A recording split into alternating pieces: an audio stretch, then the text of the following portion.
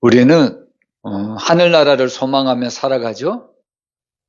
여러분들 만약에 천국에 올라가면 무엇을 제일 먼저 보고 싶으십니까? 우리는 다 천국에 올라갈 것이지만 사람마다 천국에 올라가서 무엇을 기대하고 무엇을 소망하는지는 다 다르다고 생각을 합니다. 여러분 천국에 가서 제일 먼저 보고 싶은 것은 무엇입니까? 하나님 보고 싶으세요? 예. 여러분 우리가 요한계시록 1장부터 3장까지 모습을 봤는데 사실 요한계시록 1장부터 3장까지는 그렇게 어려운 내용이 아닙니다. 근데 이제 4장부터는 어떻게 보면 이제 그 천상에서 일어날 일들 그리고 이 땅에서 심판들 그것을 이제 어떻게 보면 상징적으로 이야기를 하기 때문에 그 내용을 잘 이해하기가 어려운 말씀들이 많이 있습니다. 여러분 오늘 4장부터 이제 사도 요한이 그 천상에서 일어나는 장면을 우리에게 보여주는데요. 여러분 사도 요한이 그 천국의 한상을 보는데 첫 번째로 본 모습이 무엇을 봤을까요? 바로 오늘 말씀처럼 그 보좌에 앉으신 하나님을 봤다는 겁니다. 우리는 가끔 천국에 다녀온 사람들의 간증을 듣죠? 근데 천국에 다녀온 사람들의 간증은 어떻습니까?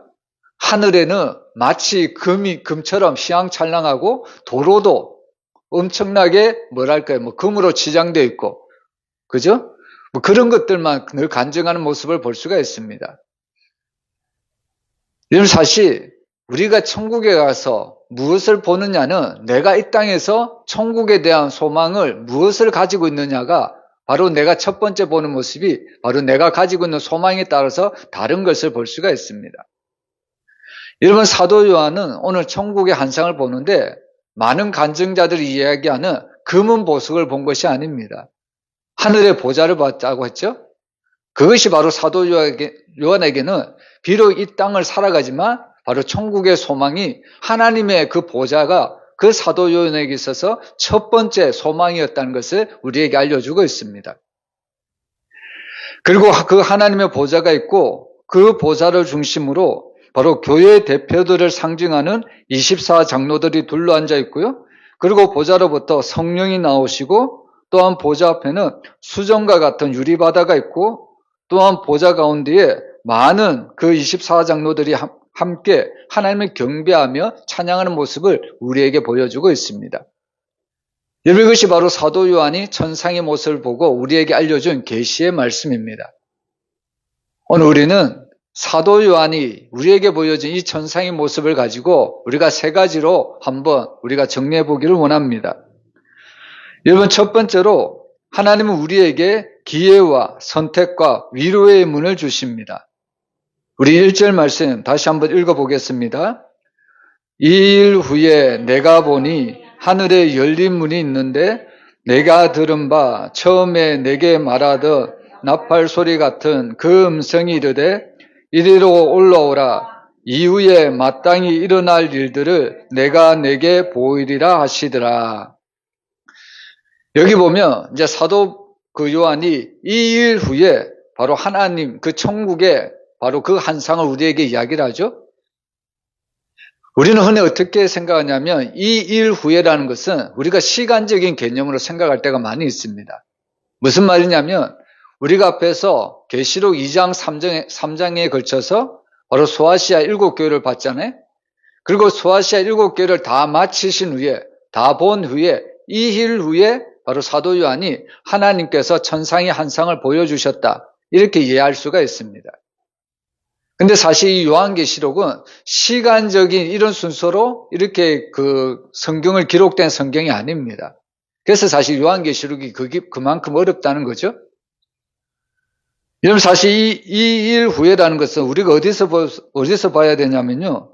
바로 계시록 1장 19절에 나오는 말씀입니다. 그러므로 내가 본 것과 지금 있는 일과 장차 될 일을 기록하라. 그리고 이 일 후에 바로 오늘 본문에 나오는 요한이 본 한상을 기록했다는 겁니다. 여러분 사실 요한계시록은 하나님께서 사도 요한에게 바로 계시의 말씀을 준 거죠. 그래서 1장에서 그 말씀을 기록을 하라고 이야기를 합니다. 그리고 그 기록한 말씀이 이제 4장에 와서 본격적으로 바로 하나님의 계시의 말씀을 우리에게 알려주고 있다는 겁니다. 특별히 오늘 1절을 보면 하늘 보좌에 앉으셔서 전 우주를 통치하시는 하나님의 모습을 보여주고 있습니다. 이것을 바로 사도 요한은 바로 하늘의 열린 문이라고 이야기를 합니다. 여러분, 유대인들은 바로 이 하늘의 열린 문을 어떤 관점으로 생각하냐면, 여러분, 유대인들은 대부분 집이 어떻게 보면 직사각형으로 이렇게 되어 있습니다. 그리고 지붕도 옥상도 이렇게 사각형으로 되어 있거든요. 그래서 유대인들이 이 하늘문을 어떻게 이해를 하냐면, 마치 옥상에 있는 이 사각형 문을 열고 나가면 하늘의 문이 있다, 이렇게 생각을 했다는 겁니다. 그래서 오늘 이 사도 요한은 바로 이 유대인들이 바로 이해하기 쉽게 바로 이런 표현을 들어서 하늘의 문이 있다, 이런 이야기를 하는 겁니다. 실제로 하늘의 문이 있는 것은 아니죠. 근데 유대인들이 알아듣기 쉽게 바로 하늘에 열린 문이 있다는 것을 우리에게 알려주고 있다는 겁니다. 우리가 앞에서 1장부터 이 3장까지 보면요, 오늘 하나님께서는 이 하늘의 열린 문을 총 3가지로 설명을 하고 있습니다. 여러분, 이 3가지 문은 어떤 문이냐면 바로 기회와 선택과 위로의 문이라는 겁니다. 여러분, 첫 번째 등장하는 문은 바로 요한계시록 3장 8절에 나오는 기회의 문입니다. 8절에 보면 우리 계시록 3장 8절 우리 한번 같이 읽어보겠습니다. 볼지어다 내가 내 앞에 열린 문을 두었으되 능히 닫을 사람이 없으리라. 여기까지만 읽겠습니다. 여러분, 여기서 말하는 그 열린 문은 어떤 문이냐면 기회의 문입니다. 기회의 문. 어떤 기회의 문일까요? 바로 구원의 문을 우리에게 이야기하고 있는 겁니다. 여러분, 구원은 하나님께서 모든 사람들에게 다 열어놓으셨습니다. 여러분, 예수님께서는 이 땅을 살아가는 지금 현 시대의 모든 사람들에게 지금은 은혜 받을 만한 때요, 지금은 구원의 날이다, 이렇게 이야기하지 않습니까? 사실 이 땅을 살아가는 모든 사람들에게는 지금 구원의 길이 활짝 열려져 있다는 겁니다. 구원의 문이 활짝 열려져 있다는 거예요. 하나님께서 이것을 열어놓으면 누구도 그것을 닫을 자가 없다는 겁니다. 그래서 오늘 이 문을 통과하는 자들에게 바로 구원의 기쁨에 동참하는 그런 축복을 우리에게 주셨다는 것을 계시록은 오늘 우리에게 알려주고 있습니다. 제가 전에도 이야기했지만 특별히 이 문은 누구의 문일까요? 이 문은 누구를 지칭하는 걸까요? 예수님을 지칭하고 있습니다. 여러분, 요한복음에 보면 예수님은 자신을 가리켜 나는 양의 문이라고 이야기를 합니다. 나는 양의 문이라. 나에게 오는 자는 생명을 얻되 풍성히 얻는다고 이야기를 합니다. 생명의 꼴을 얻게 된다는 이야기죠. 그래서 예수님은 자기를 통해서 들어오는 모든 자에게는 바로 구원의 하나님의 선물을 주시겠다고 이야기를 합니다. 내가 곧 길이요 진리요 생명이니 나로 말미암지 않고는 아버지께로 올 자가 아무도 없다고 말씀하시잖아요. 바로 이 구원의 문이 되신 예수님께만 통과를 하면 하나님은 우리에게 모든 구원을 허락해 주시겠다는 이야기입니다. 근데 안타까운 것이 뭡니까? 오늘 예수님은 우리에게 양의 문이 되셔서 하나님께 나아갈 수 있는 유일한 길이 되심에도 불구하고 여전히 오늘날의 많은 사람들은 그 양의 문이 되신 예수님을 믿지 못하고 있습니다. 참 안타깝죠? 근데 지금은 잘 모릅니다. 지금은 내가 예수님을 안 믿어도, 지금은 내가 예수를 안 믿어도 나는 이 땅에서 잘 살 수 있고 나는 이 땅에서 행복하게 살 수 있다, 이렇게 생각할 수 있을 수도 있습니다. 근데 마지막 날에는 우리가 잘 알듯이 이 양의 문으로 들어오지 않는 자는 남는 것은 심판밖에 남지 않는다는 겁니다. 그래서 계시록 3장 8절에서 보면 볼지어다 내가 내 앞에 열린 문을 두었다는 것은 바로 하나님께서 우리에게 여전히 바로 구원 얻을 기회를 우리에게 주셨다는 겁니다. 그래서 우리는 할 수만 있으면 어떻게 됩니까? 믿지 않는 자들을 어떻게 해서든지 예수님께 초청하고 예수님을 믿으라고 강권적으로 우리가 복음을 전해야 된다는 이야기입니다. 이 땅에 있을 때만, 생명이 있을 때만 우리에게 기회가 있다는 사실이죠. 그래서 지금은 바로 은혜 받을 만한 때고 지금은 구원의 날이라는 것은 하나님이 우리에게 주신 너무나도 놀라운 축복의 선물이라는 것을 우리는 한순간도 잊지 말아야 합니다. 그리고 두 번째 등장하는 문은 바로 주제권의 문이라고 이야기할 수가 있습니다. 달리 말하면 선택의 문이라고 이야기를 할 수가 있죠. 우리가 인생을 살아가는데 예수님을 주인으로 모시고 살아갈 것인가? 아니면 내가 스스로 주인이 되어서 선택하며 살아갈 것인가? 즉 주제권의 문제, 주제권의 문을 바로 두 번째 문으로 이야기를 하고 있습니다. 요한계시록 3장 20절에 보면 볼지어다 내가 문 밖에 서서 두드리노니 이런 이야기를 하죠. 여러분 지금 예수님은 구원받은 우리에게 지금 나의 삶을 돌이켜볼 것을 이야기하고 있습니다. 내가 예수님을 믿고 구원을 받았는데 그러면 내가 구원받았으면 당연히 나의 모든 주인은 나의 모든 왕자는 주님께 드려야 되는 것이 마땅한데 여전히 우리의 삶은 주님이 주인이 아니고 내가 스스로 주인이 되어서 살아갈 때가 너무나도 많이 있다는 겁니다. 여러분 우리가 인생을 살아갈 때 참 많은 계획을 세우죠? 계획 없이 살아가는 사람은 없습니다. 근데 중요한 것은 여러분들도 다 계획을 세우고 살아가지만 내가 계획을 세우고 내가 그 계획대로 살아가려다 보면 그 계획이 내 계획대로 되던가요? 하루는 될 수도 있고 이틀은 될 수 있겠죠? 근데 인생의 마지막에 가보면 1년이 지나가다 보면 내 계획과는 전혀 다른 길로 갈 때가 너무나도 많이 있다는 겁니다. 그래서 잠언서에서 이야기하듯이 사람이 마음으로 자기의 길을 계획할지라도 그 걸음을 인도하시는 이는 여호와시라고 말씀합니다.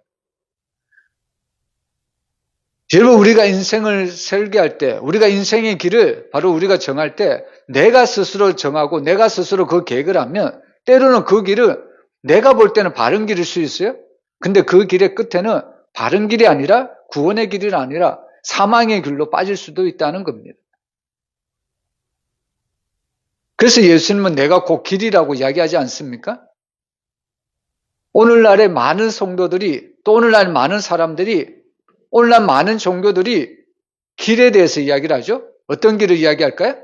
구원의 길에 대해서 이야기를 합니다. 그러면서 세상의 많은 종교들은 자기가 구원 얻는 길이 다양하다고 이야기를 합니다. 자기가 믿는 종교만 믿으면 자기가 가르치는 대로 살면 구원을 받을 수 있다고 이야기를 합니다. 그래서 오늘날에는 구원의 길이 참 많은 것처럼 이야기하죠.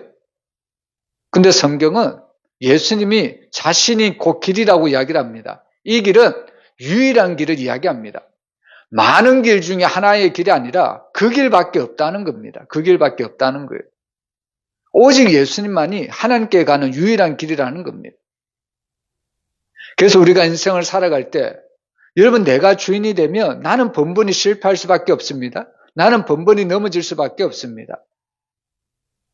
여러분 그 쉬운 예로 우리가 고난을 받을 때 한번 생각해 보세요. 질병이 다가올 때 생각해 보세요. 내가 주인이 되어서 살아가는 사람은 고난이 오면요, 질병이 찾아오면 못 견뎌야 합니다.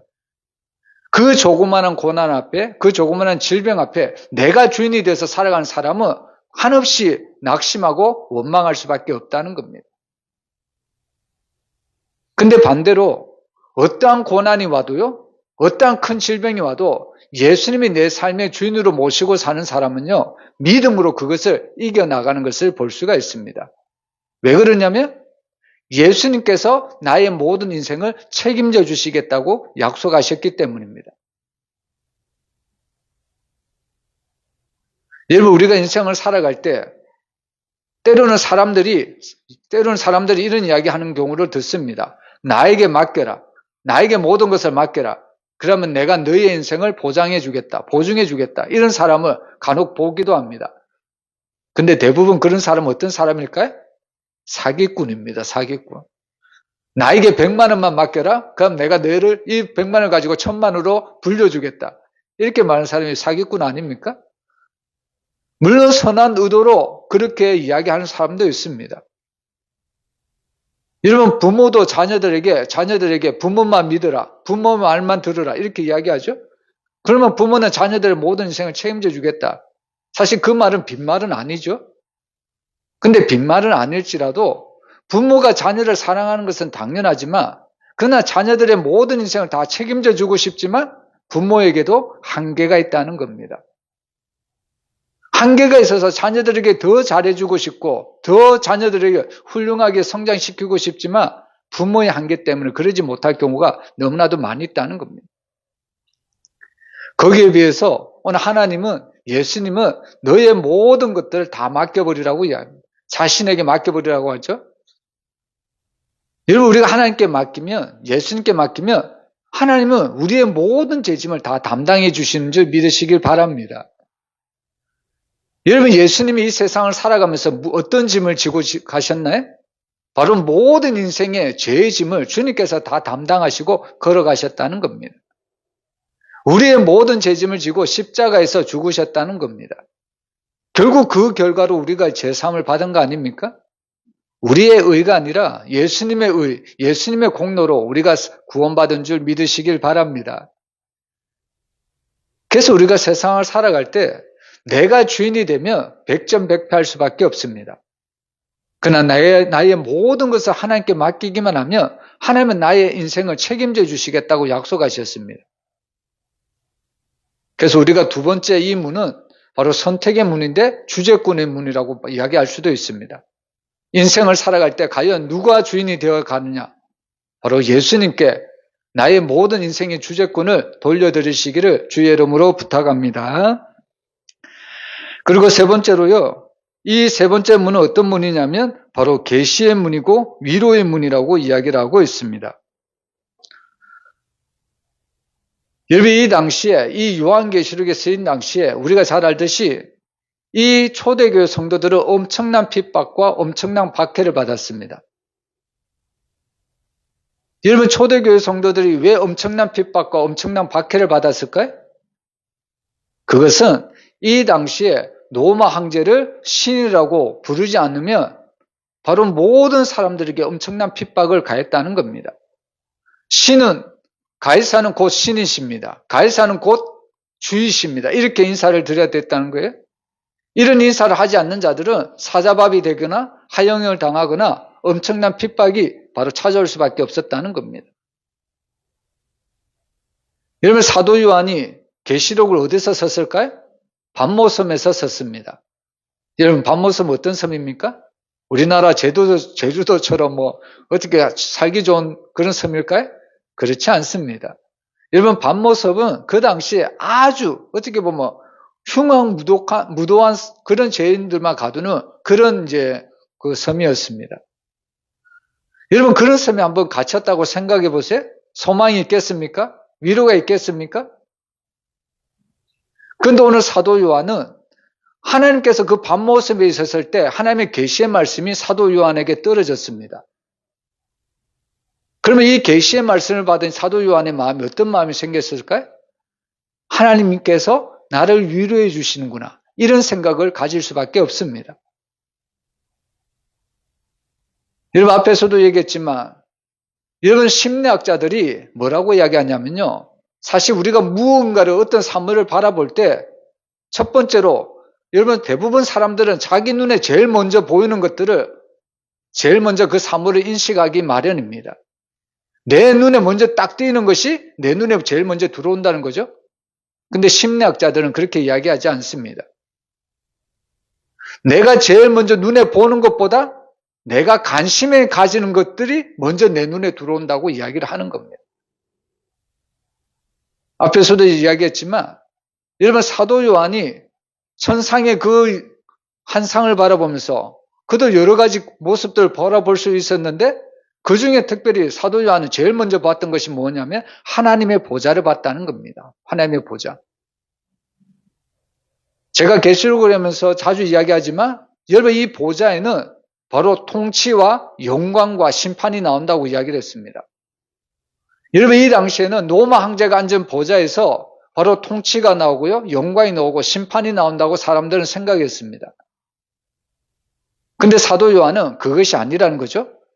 로마 황제가 앉은 보좌에서 통치와 영광과 심판이 나오는 것이 아니라 하나님이 앉으신 보좌에서 통치와 영광과 심판이 나온다는 것을 사도 요한은 깨달았습니다.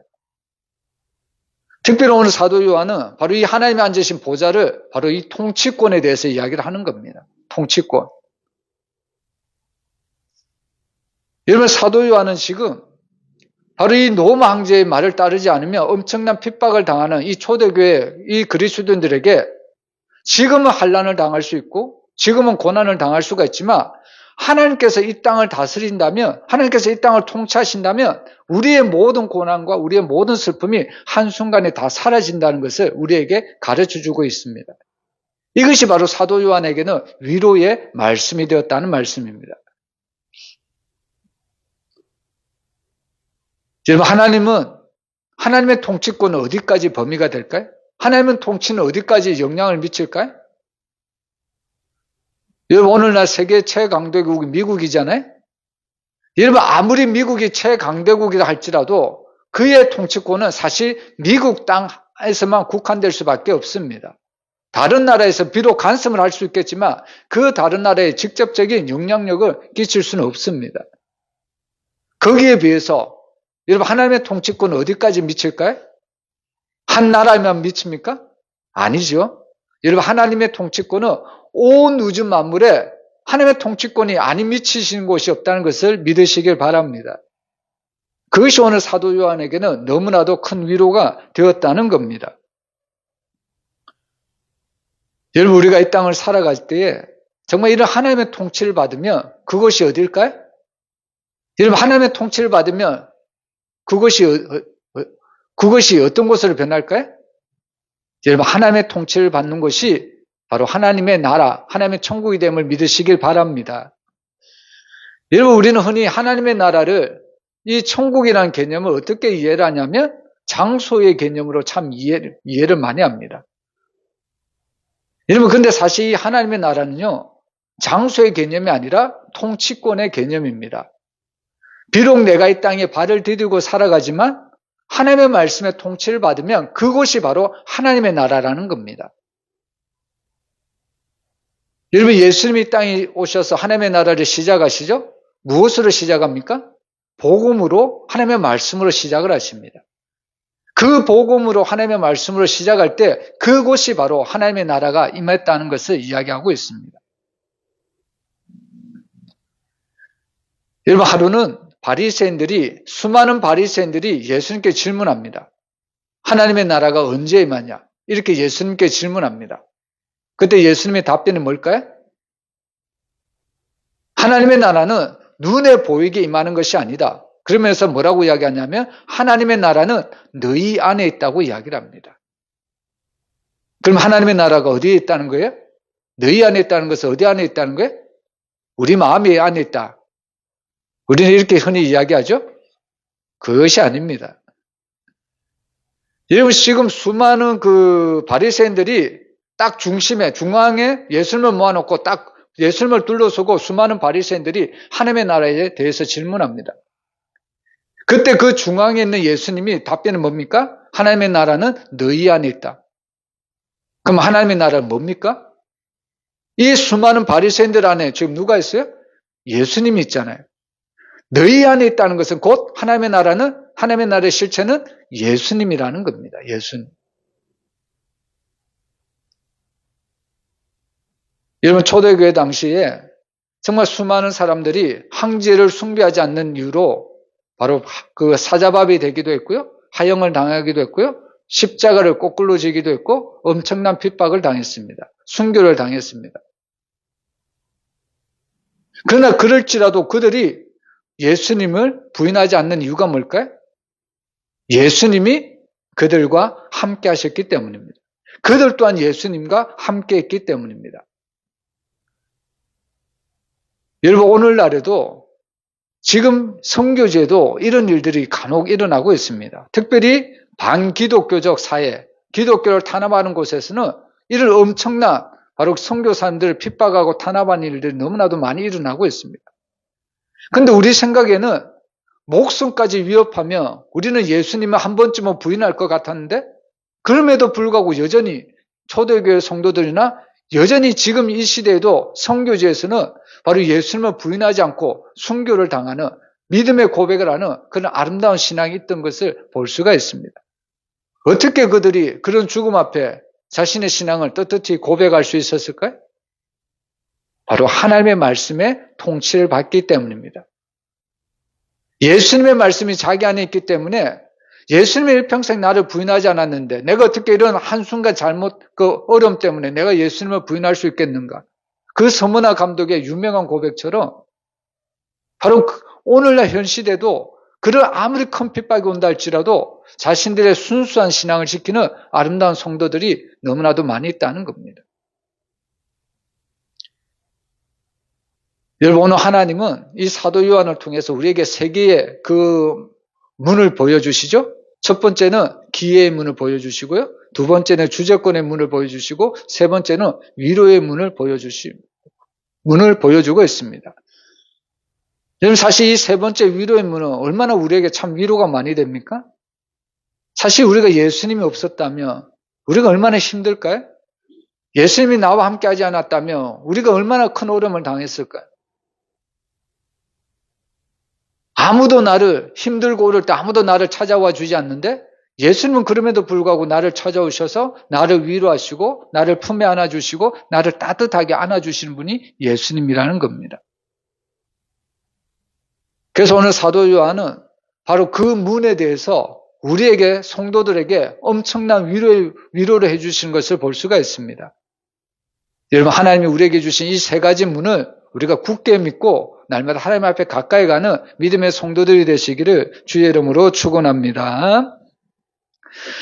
그리고 두 번째로는요, 오늘 본문을 통해서 하나님은 성도에게 반드시 일어날 일들을 보여주십니다. 우리 1절 말씀 다시 한번 읽어보겠습니다. 이 일 후에 내가 보니 하늘에 열린 문이 있는데 내가 들은 바 처음에 내게 말하던 나팔 소리 같은 그 음성이 이르되 이리로 올라오라. 이후에 마땅히 일어날 일들을 내가 내게 보이리라 하시더라. 여러분, 이 말씀 오늘 끝에 보면 이후에 마땅히 일어날 일들을 내가 내게 보여주시겠다고 이야기를 하고 있습니다. 여러분, 하나님은 우리에게 말씀하신 것은 반드시 우리에게 이루어지시는 분이라는 것을 우리가 믿어야 합니다. 여러분, 하나님은 어떤 분이십니까? 하나님은 전지전능하신 분이십니다. 무소부지하신 분이십니다. 그분은 못하실 것이 아무것도 없다는 겁니다. 여러분, 제가 주일학교 때 다녔을 때 불렀던 그 어린이 찬양이 있는데요. 사실 어린이 찬양이 어떻게 보면 정말 더 우리 피부에 와닿는 그런 믿음의 고백, 믿음의 찬양이라는 것을 알 수가 있습니다. 여러분, 어린이 찬양 중에 이런 찬양이 있습니다. 우리 하나님은 크고 힘있고 능히 있어 못하실 일이 전혀 없네. 믿으십니까? 어린이들의 그 찬양에 보면요, 정말 우리 하나님은 크고 힘이 있고 능이 있어서 못하실 일이 전혀 없네. 여러분, 그 찬양을 부르는 어린이들이 정말 그 찬양을 그대로 믿고 부를까요? 아니면 그래도 하나님은 못하실 것이 있겠지라고 생각하면서 그 찬양을 부를까요? 여러분, 어린이들의 특성은 순수하죠? 어른들이 가르쳐준 그대로 믿고 그 찬양을, 그 노래를 부릅니다.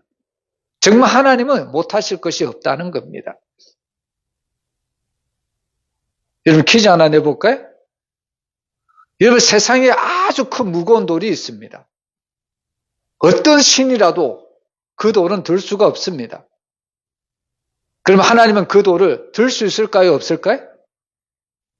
세상에 어떤 신도 그 돌을 들 수가 없습니다. 너무 무거워서. 그럼 하나님은 그 돌을 들 수 있을까요? 없을까요? 어리석은 질문이죠. 여러분, 사람 편에 봤을 때는 누구도 그 돌을 들 수 없겠다고 이야기하겠죠. 사람 편으로 생각해보면 나의 모든 인생의 무거운 짐을 누구도 다 감당하거나 도와주거나 나의 모든 짐을 대신 줄 사람이 없다고 우리는 생각을 하겠죠. 그러나 하나님 편에서 보면 어떨까요? 인간은 할 수 없지만 하나님 편에 볼 때는 너무나도 가소롭지 않을까요? 여러분, 사람이라는 존재는 참 웃기는 존재인 것이 뭐냐면 내가 못한다고 하나님도 못할 거라고 그런 생각을 합니다. 이것처럼 어리석은 사람이 어디 있습니까? 여러분, 내가 못해도 다른 사람은 할 수 있잖아요. 그런데 하물며 내가 못한다고 하나님조차 못한다고 생각하는 것만큼 어리석은 사람이 어디 있습니까? 여러분, 오늘 하나님은 사도 요한에게 천상의 모습을 보여주면서 무엇이라고 이야기합니까? 이후에 마땅히 일어날 일들을 내가 내게 보여주시겠다고 이야기합니다. 이 일은 반드시 하나님이 말씀하신 대로 이루어 주시겠다는 겁니다. 여러분, 우리가 앞으로 계속해서 보겠지만 하나님께서 사도 요한에게 보여주신 계시가 뭡니까? 천상의 그 아름다운 모습도 있지만 믿지 않는 자들에게 하나님께서 우주에서 완전 폭발적으로 바로 심판하시는 그런 내용도 담겨져 있다는 겁니다. 근데 그런 일들이 우연히 일어날까요? 아니면 그 일이 어떻게 보면 일어날 수도 있고 안 일어날 수도 있을까요? 그것이 아니라는 겁니다. 오늘 사도 요한은 마땅히 하나님이 보여주신 그 모든 일들이 반드시 일어날 것을 이야기를 하고 있습니다. 여러분, 저와 여러분은 그 하나님을 믿고 하나님의 말씀을 믿고 살아가는 성도입니다. 여러분, 하나님의 말씀을 믿는다는 건 뭡니까? 하나님의 말씀은 1.1핵이라도 틀림없이 그대로 이루어진다는 것을 믿고 우리가 신앙생활 하는 거 아닙니까? 때로는 우리가 그 사도 요한이 보여준 그 환상을 우리가 직접 보지는 못했지만 그는 하나님께서 사도 요한에게 그 말씀을 보여주셨다면 우리에게도 동일하게 그 말씀이 그대로 이루어진다는 것을 믿고 살아가야 된다는 말씀이죠. 그래서 사실 하나님이 우리에게 말씀을 주신 것은 정말로 우리에게 너무나도 큰 소망입니다. 여러분, 믿지 않는 불신자들에게 이 하나님의 말씀을 아무리 대비해 보려고 해도 믿지 않는 자들은 그 하나님의 말씀을 받아들일 수가 없습니다. 받아들이지 못하는 이유가 뭘까요? 첫 번째로 자기 눈으로 보지 못했기 때문입니다. 여러분, 세상에도 그런 말을 하지 않습니까? 내 눈으로 보지 않는 것은 믿을 수가 없다. 이렇게 이야기를 하죠. 아무리 하나님께서 이 약속의 말씀을 주셨다고 할지라도 지금 일어나지 않고 있다 보니까 이것은 안 일어날 거야. 이런 생각을 하는 어리석은 사람들이 많이 있다는 겁니다. 근데 오늘 하나님께서 우리에게 약속하신 말씀은 1.1핵이라도 틀림없이 반드시 일어난다는 것을 믿으시길 바랍니다. 그래서 우리는 그 하나님을 가리켜 전능하신 하나님, 무소부지하신 하나님, 못하실 것이 없는 하나님. 오늘 하나님께서 사도 요한에게 보여주신 그 천상에 일어날 때, 그리고 마지막 대심판, 하나님의 때가 되면 반드시 이 땅 가운데 일으켜 주심을 믿으시길 바랍니다. 그리고 우리에게 하나님께서 이 마땅히 일어날 일들에 대해서 믿는 그리스도인들에게서 어떤 것이 소망이 될까요? 바로 우리에게는 마지막 날이 되면 바로 예수님이 재림하시고 우리는 천국에 올라가죠. 그리고 또한 우리는 하나님 나라에서 주님과 함께 이 땅을 다스리는 왕 같은 제사장으로 우리를 삼아주신다는 말씀입니다. 이것이 바로 우리에게 참된 소망이 된다는 이야기입니다. 그래서 오늘 우리는 하나님께서 반드시 일어날 일들을 보여주신 것을 우리가 믿음으로 우리는 이 땅에서 온전히 그 말씀대로 살아가야 됨을 믿습니다. 그래서 히브리서 11장 1절과 2절을 보면 믿음은 바라는 것들의 실상이요 보이지 않는 것들의 증거니 선진들이 이로써 증거를 얻었다고 이야기를 합니다. 우리의 믿음의 선진들이 자기가 다 이해가 되고 자기가 다 봐서 하나님을 믿었던 것이 아닙니다. 하나님의 말씀에 입각해서 하나님의 말씀이 떨어지면 그 말씀을 그대로 실제로 살아내었다는 겁니다. 그래서 사실 우리에게는 이런 믿음이 필요합니다. 마치 말씀이 우리가 뭐 이상을 잡는 허공에 뜬 그리고 구름을 잡는 것 같은 그런 신앙이 아니라 우리에게 정말 말씀이 떨어지면 그 말씀이 실제라는 것을 느끼고 실제대로 바로 이 삶에서 살아내는 것이 우리에게 너무나도 중요합니다. 그것이 바로 믿음의 능력이라는 거죠. 그것이 바로 말씀의 능력이라는 겁니다. 여러분, 오늘 우리가 정말 이 선조들의 믿음과 같이 하나님의 말씀이 우리 삶의 실제가 되어서 그 말씀대로 살아가시기를 주의 이름으로 축원합니다. 그리고 세 번째로 여러분, 성도는 땅의 보좌로 인한 슬픔을 하늘의 보좌로 싣는다고 오늘 말씀을 통해서 우리가 알 수가 있습니다. 여러분, 앞에서도 얘기했지만 1세기에 바로 그리스도인들은 무엇 때문에 그들이 엄청난 고통과 엄청난 슬픔을 당했습니까? 무엇 때문에 1세기의 그리스도인들이 핍박을 받았을까요? 여러분 1세기의 그리스도인들이 왜 핍박을 받았냐면 땅의 보좌들 때문에. 땅의 보좌들 때문에 1세기의 그리스도인들이 엄청난 핍박을 받았다는 겁니다.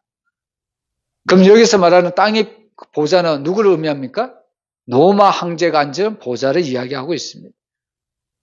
로마 황제가 앉은 그 보좌 때문에 그리스도인들에게는 엄청난 핍박과 엄청난 고난이 찾아왔다는 겁니다.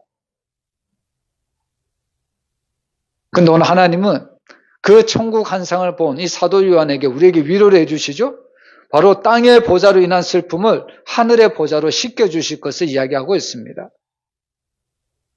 여러분 모든 성도들이 바로 이런 소망을 가지고 있죠. 이 땅에는 예수 그리스도를 믿는 것 때문에 때로는 핍박을 받고 때로는 고난을 받고 때로는 우리의 눈에서 눈물이 마를 날이 없습니다. 마를 날이 너무나도 많습니다. 마르지 않는 날이 너무 많다는 거죠. 여러분 세상을 살아갈 때 정말로 이 땅의 것이 다라고 생각하는 사람들은 이런 고난이 없고 이런 역경이 찾아오면 더 이상 일어날 힘을 찾지 못합니다. 일어서지 못한다는 거예요. 근데 1세기의 그리스도인들은 그럼에도 불구하고 그들이 믿음을 지킬 수 있었던 것은 땅의 보좌를 바라보았던 것이 아니라 하늘의 보좌를 바라보았기 때문입니다. 여러분 하늘의 보좌는 누가 앉아 있습니까? 하나님이 앉아 계십니다. 마지막 날에는 하나님께서 반드시 바로 행한 대로 갚아주시겠다고 이야기를 하고 있습니다. 그래서 선한 일을 행한 자는 생명의 부활로 나오고요. 악한 일을 행한 자는 심판의 부활로 나온다고 요한복음에서 말씀을 하고 있는 겁니다.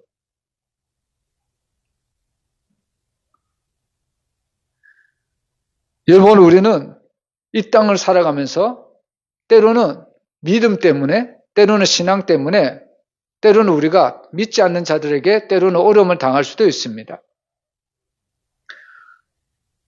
여러분 어떤 대기업에 있는 인사과장이 그런 이야기를 하는 그 이야기를 들었습니다. 대기업에 있는 인사과장이 이제 어떤 청년들이 면접 보러 오잖아요. 면접을 보는데 일단 그 면접란에 종교란에 기독교라고 딱 적혀져 있으면 일단 마이너스 1점 이렇게 적는다고 합니다. 물론 이 인사과장은 교회 다니시는 분이거든요. 왜 그런 점수를 매기는가? 나중에 이 담임 목사님이 이 인사과장에게 물어봤습니다. 왜 기독교 청년들은 왜 이렇게 마이너스 점수를 주냐고. 그 이유가 뭐냐면 일단 기독교인들은 공동체성이 결여되어 있다고 이야기를 합니다. 무슨 의미냐면요. 그리스도인들은 주일날은 어떻게 됩니까? 죽어서라도 교회에 와야 된다는 거죠.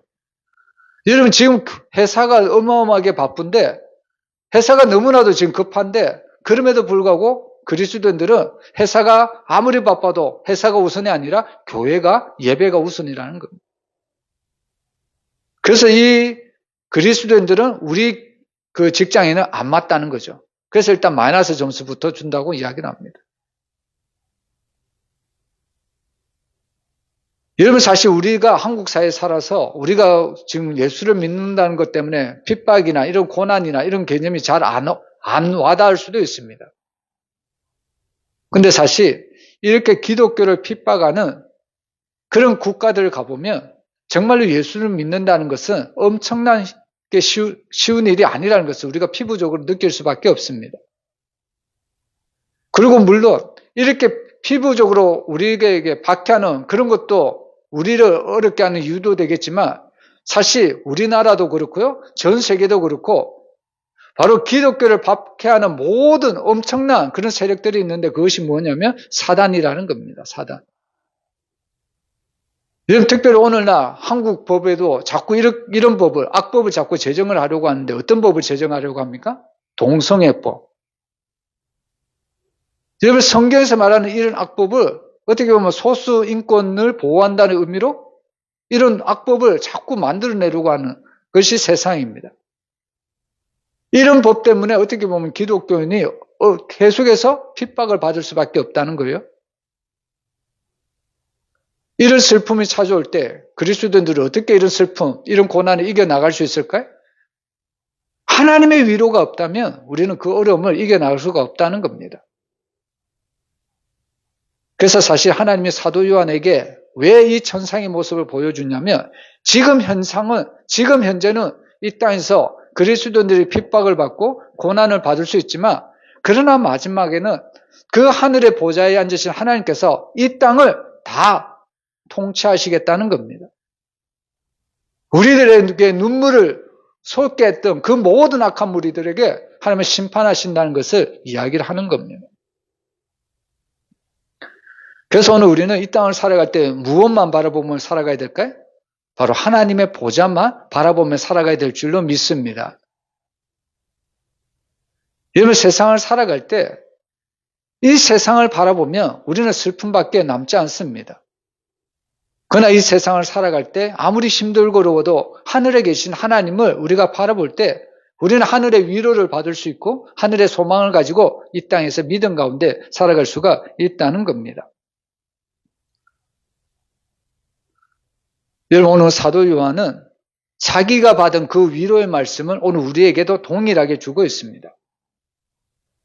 감옥에 갇힌 사람은 소망이 없습니다. 심지어는 죽을 재수가 갇힌 그 밤모섬에 갇힌 사도 요한에게는 아무런 소망이 없다는 겁니다.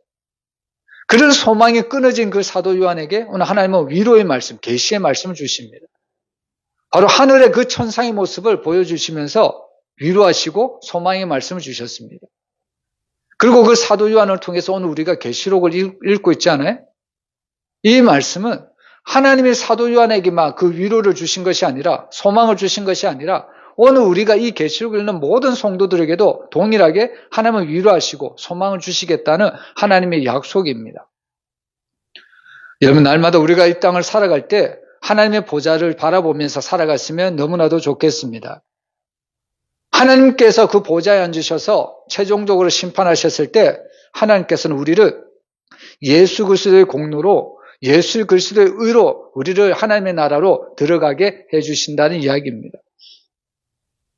여러분, 오늘 우리가 이 말씀을 꼭 기억하면서요, 정말 이 땅에 어떠한 어려움이 와도 어떠한 슬픔이 와도 때로는 육신의 연약함이 우리에게 찾아온다 할지라도 우리는 하나님의 보좌를 바라볼 때 이 모든 어려움을 우리는 믿음으로 이겨나갈 수가 있습니다. 오직 하나님의 보좌로 날마다 승리하며 살아가는 믿음의 성도들이 되시기를 주의 이름으로 축원합니다. 기도하겠습니다. 하나님, 감사합니다. 오늘 말씀을 통하여 하나님, 우리에게 이 말씀이 위로가 되기를 원합니다. 이 말씀이 우리에게 소망이 되기를 원합니다. 하나님, 이 땅은 정말 초대교회나 또 이 시대나 땅의 보좌로 인하여 우리에게 늘 슬픔이